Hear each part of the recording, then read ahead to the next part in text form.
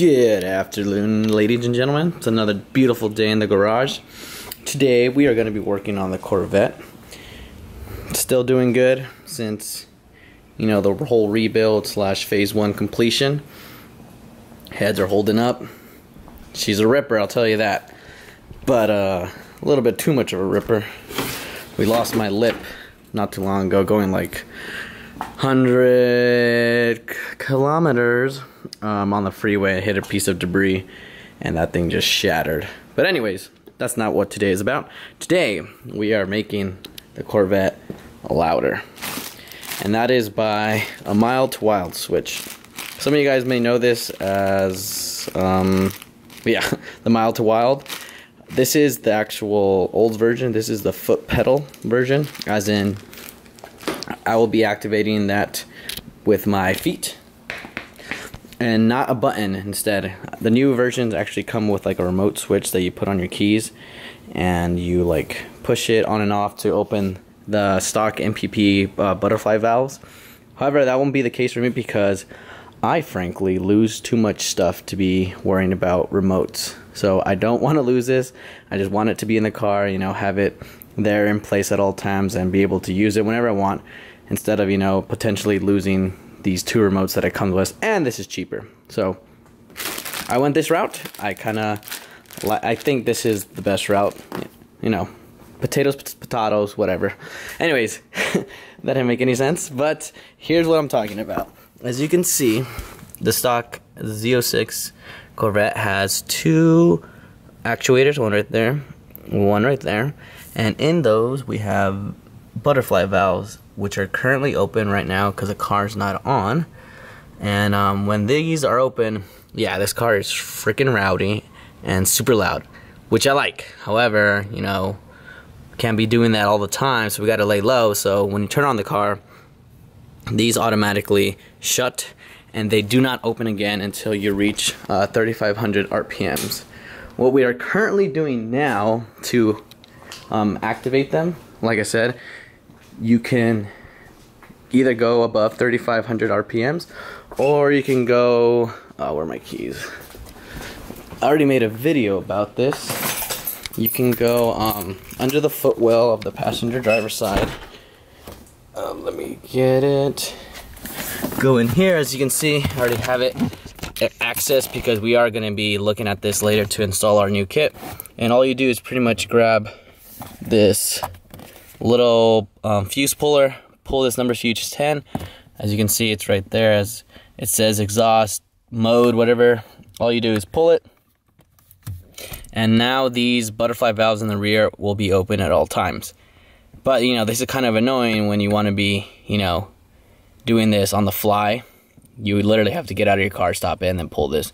So instead of doing that, we are gonna, well, I'll leave this off and install that switch. So let me go open it up and see what we got dealing with. And here's the kit opened up. Two pieces, fairly simple. Of course, we have our switch that will, you know, be activating the MPP exhaust valves. Pretty much push it with your foot, should open it, push it again, should close it. Then we have our wire for power and ground. This is going to go from the driver's side all the way to the passenger side, so pretty much from here to there. And it's going to be connecting to our new fuse right here, double fuse.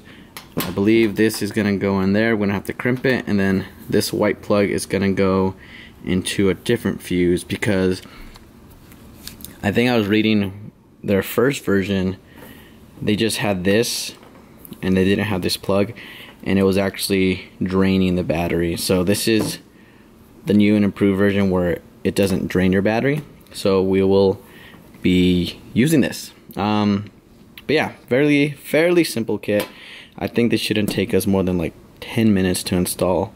So let's go ahead and look up some instructions and see what we got. Okay, first things first, it wants us to remove this footrest that we are going to be installing the button onto. So pretty much two bolts, 10 mil, or should I say nuts.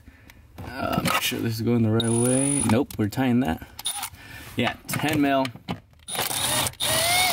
Pull that sucker out. We are going to have to drill into that.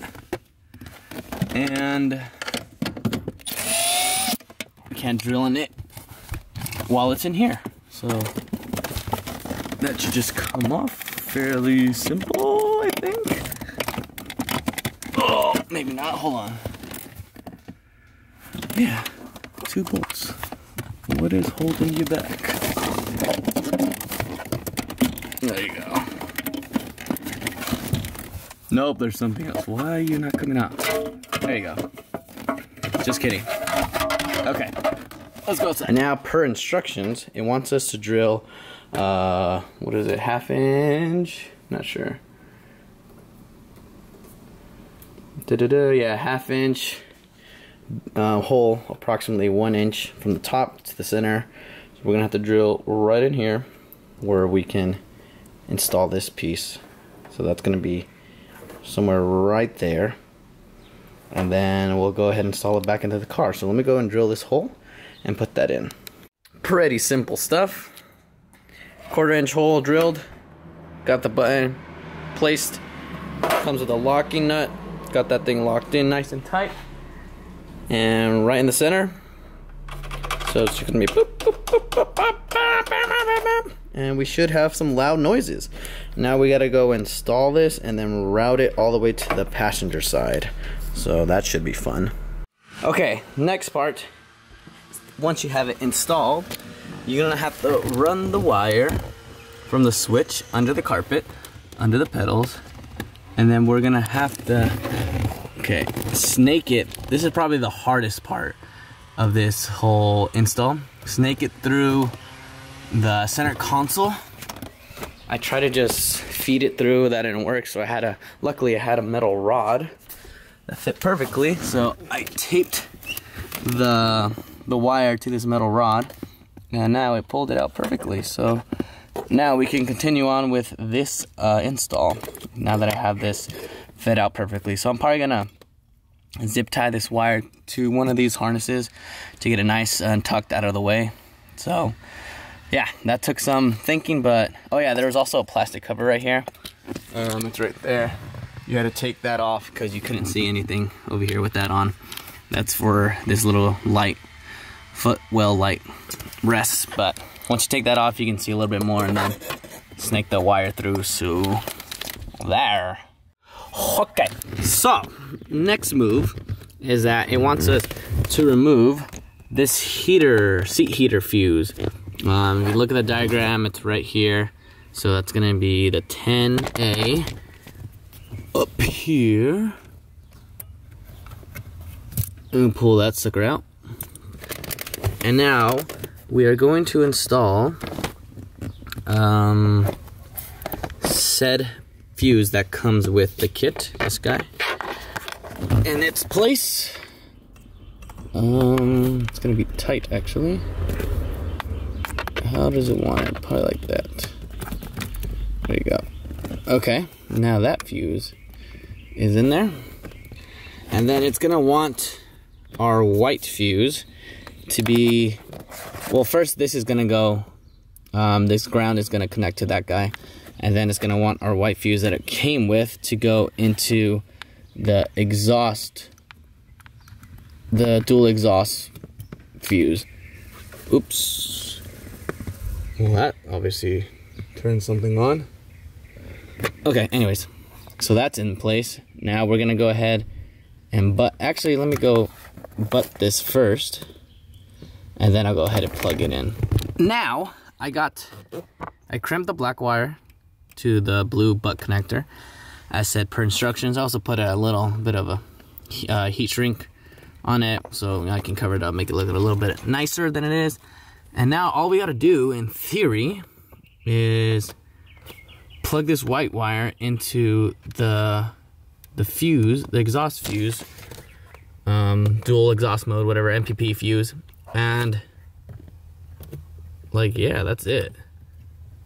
And we're just making sure everything's tight. Let's see if it actually does something now. Okay, I believe they are open.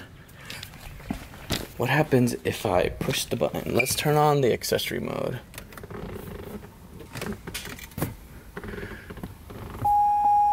Okay, accessory mode is on. Let's see what happens when I push this.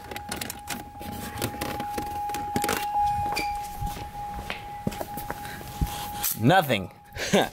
I can't, maybe the car has to be on. Let me push it again. Give it a nice firm push. Nothing. All right. Well, let's turn on the car, see what happens. 1, 2, 3, here we go.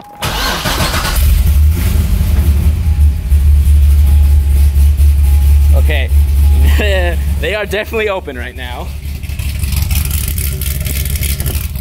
Super loud. Let's see if we can shut them up. Oh, it worked! It worked! They are closed. Let's push the button again. Oh boy. And they are open. Hell yeah, brother. Hell yeah, brother. And let's close them. Perfect. All right. Now let's go get some sound clips of how she sounds on the street with the exhaust open and closed, and then we'll end this video. One thing I almost forgot before we go on our little drive, I just wanted to show you guys how I tucked it away and zip tied it nicely. So we got one zip tie holding it right here, and then we got the wire fed around, up and down. Then we got it anchored right here again with another zip tie, and then just snaked back under all these plugs so it can be away from harm and danger and nicely stowed away like you never knew about it. It'll be our little secret. Anyways, all right, let's get driving.